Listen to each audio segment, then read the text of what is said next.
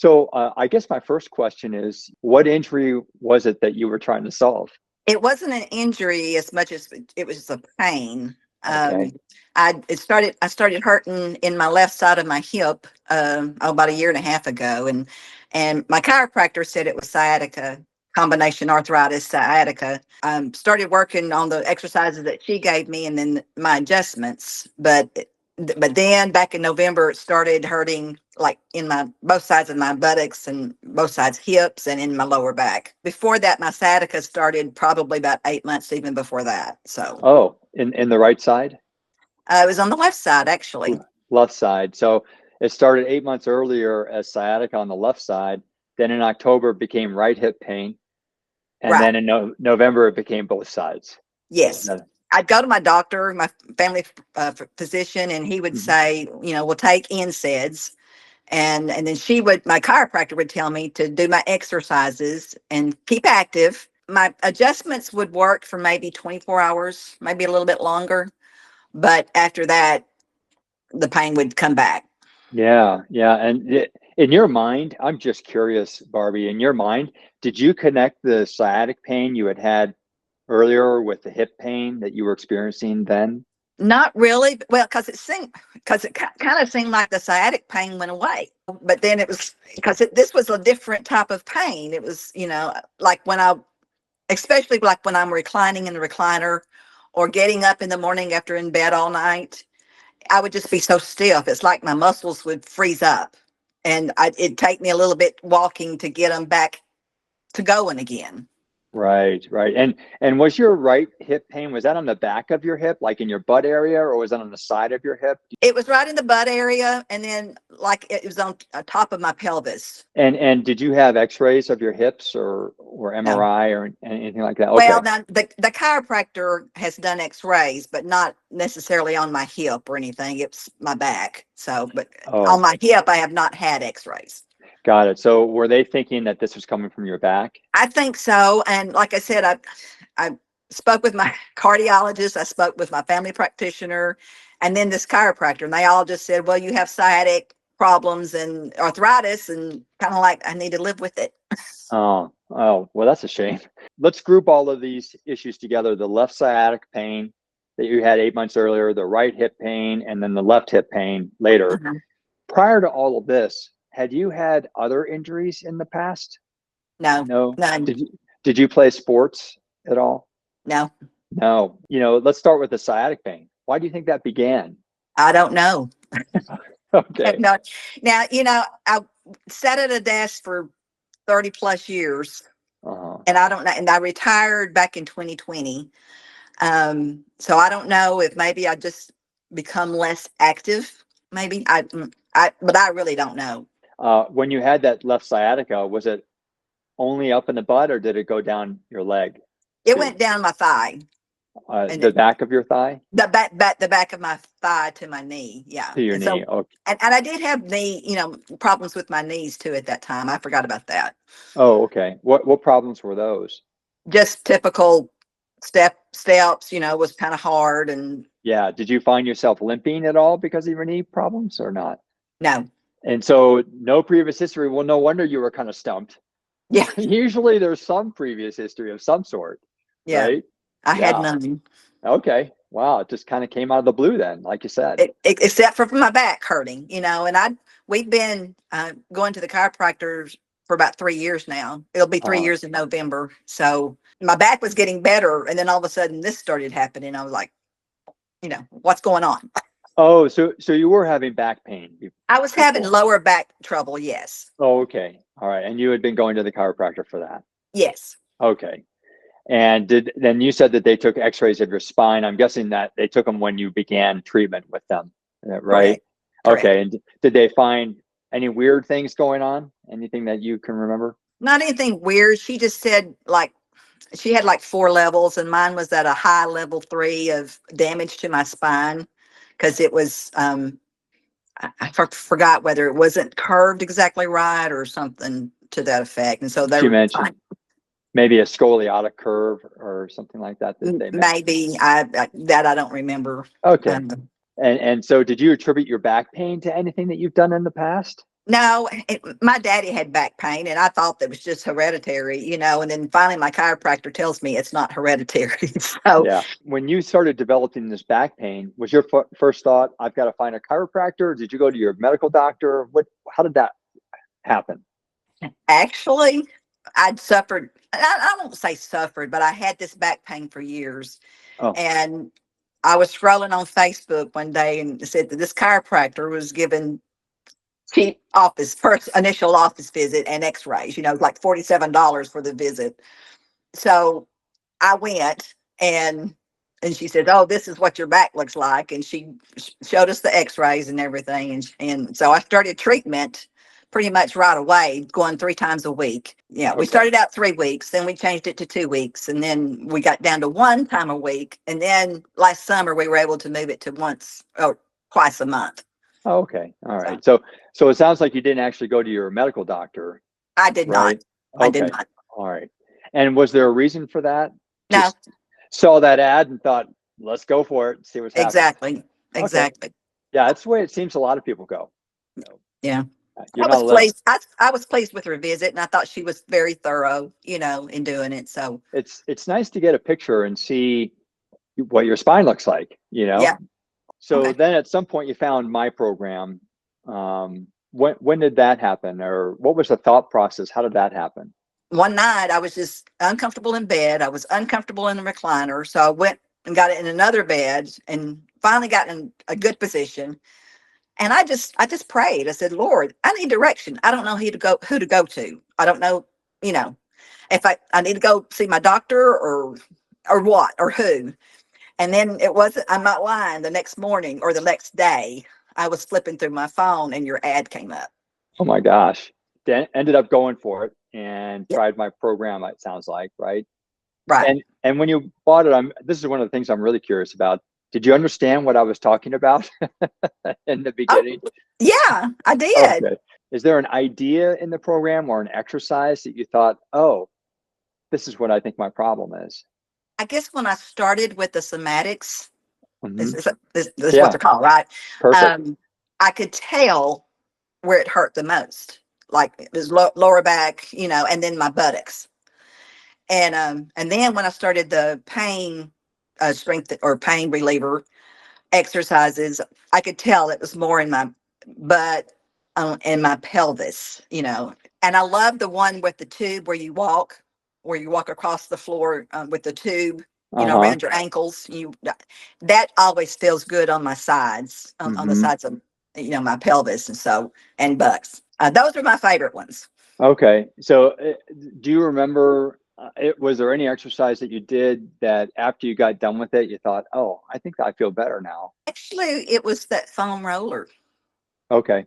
All It right. hurt. It hurt Yeah. doing it. After 2 or 3 days of doing it, I thought, this is working. This is Okay. feeling better. Okay. All right. Great. So I'm just curious after this. I mean, I think you reached out and you said you're like 85% better or something like that.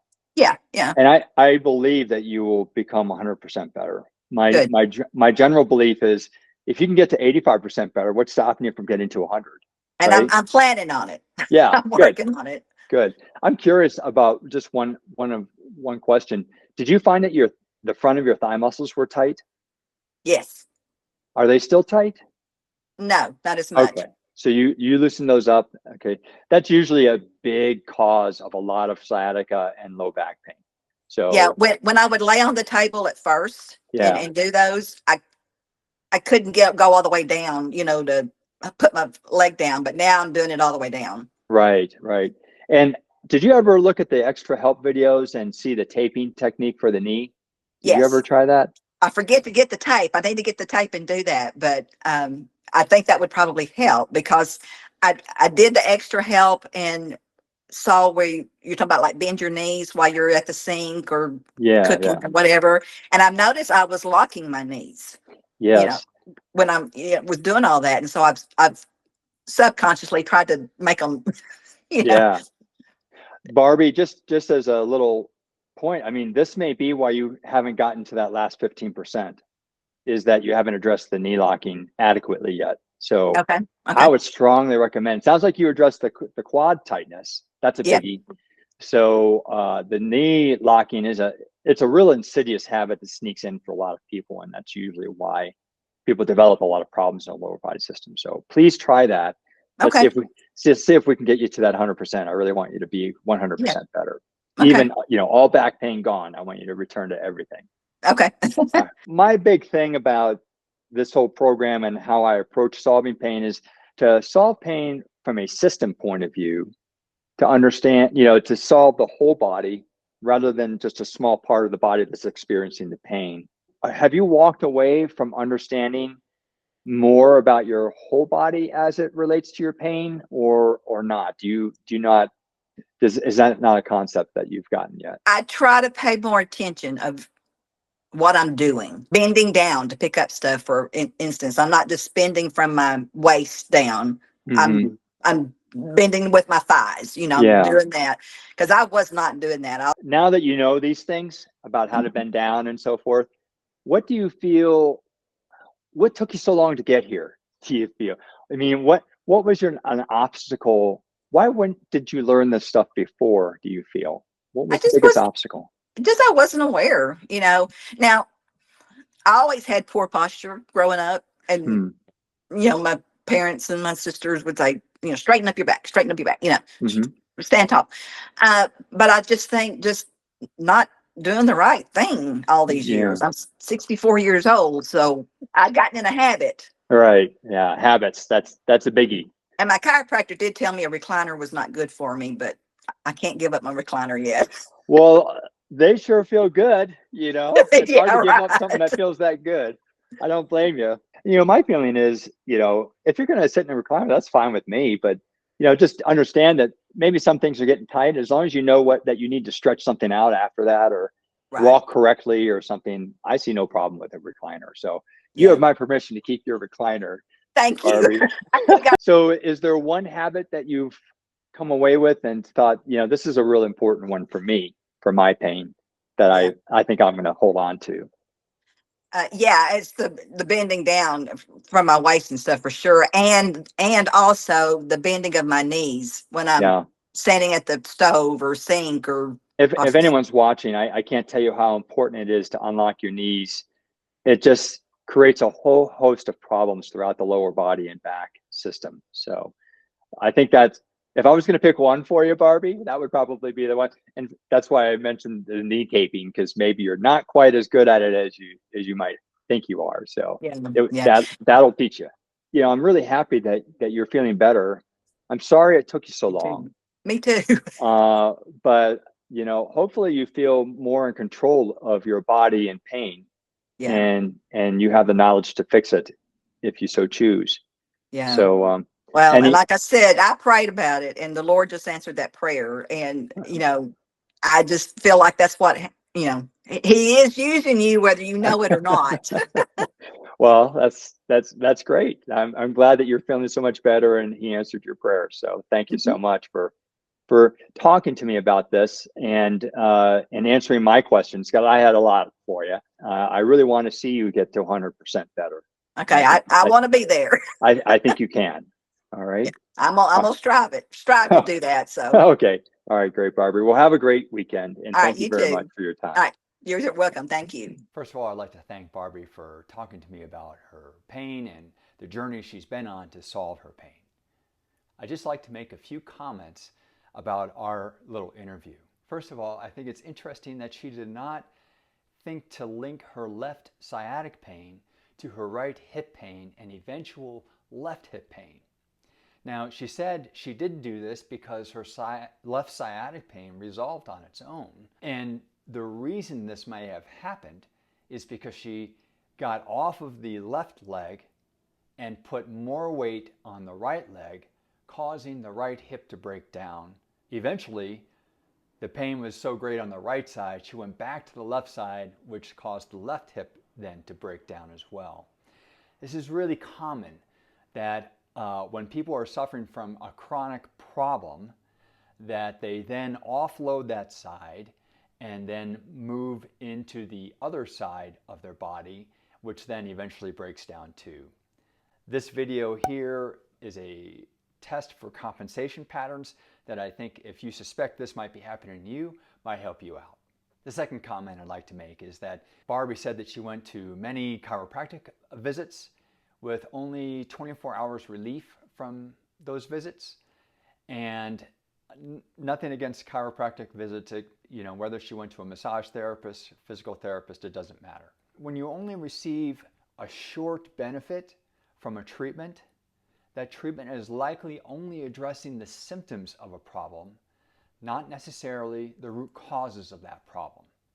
So this could have saved her many months or possibly even years of visits and all the money that she paid for those visits had she recognized that, you know what, the benefit is only temporary, it should be longer lasting than this, and maybe I should be looking elsewhere for a solution for my pain. If you're going through this, seeking treatment, and are only receiving temporary benefits from that treatment, while I understand it's important to knock pain down to get that relief, it generally means that you're probably not addressing the root causes of the problem.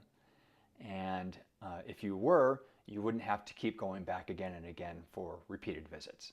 The third comment I'd like to make about Barbie's interview is that it's so interesting. My initial question to her, even before we had the interview, was, what were your previous injuries? And she denied that she had any previous injuries, that all of this came out of the blue. You found that with further questioning and talking about her history with her right hip and then her left hip, she eventually revealed that she had left sciatic pain several months prior to the right hip pain. And then, further denied any other previous injuries before the left sciatic pain, only to find that she had been suffering from low back pain for many years prior to all of this. And it's really interesting that a lot of people deny having injuries. And, an injury means that something is not wrong, that you're feeling discomfort or pain. It doesn't necessarily mean that you broke something or tore something, or something like that. It just means that something's wrong. And so many people don't think of their pain history as injuries. But if you understand that the definition of injury is that something is wrong, that you are injured in some way, then all pain is an injury. It's just so interesting that she's not alone in this. Many people deny having any injury history, and only after I continue talking to them and pull out more and more information, they then reveal that they've had pain for, in various places in their body for many, many, many years, possibly even from their childhood, but didn't think of them as injuries. And this disconnect is really interesting to me. I don't understand what's going on there, but it's very common. And then also Barbie mentioned that her father had back pain, and she thought that her back pain was inherited. And back pain is not inherited. Your genetics, your body makeup is inherited. And what a lot of people end up doing is they have a particular body makeup, and then they start mimicking their parents' posture patterns or movement habits and things like that, or they get involved with the sports that their parents got involved with, or things like this, and that leads them down the same road that has caused their parents to also have their pain too. So, but pain is not inherited. Your body makeup is, and then most people end up mimicking their posture, their movement habits, things like that. So those kinds of things are usually what are contributing to, when you have generations of pain, that's usually what's going on. Lastly, I just want to thank Barbie for taking the time to talk with me about her pain journey. And hopefully this video was helpful for you and may help you rethink your ideas about your pain and start linking things together that maybe you haven't linked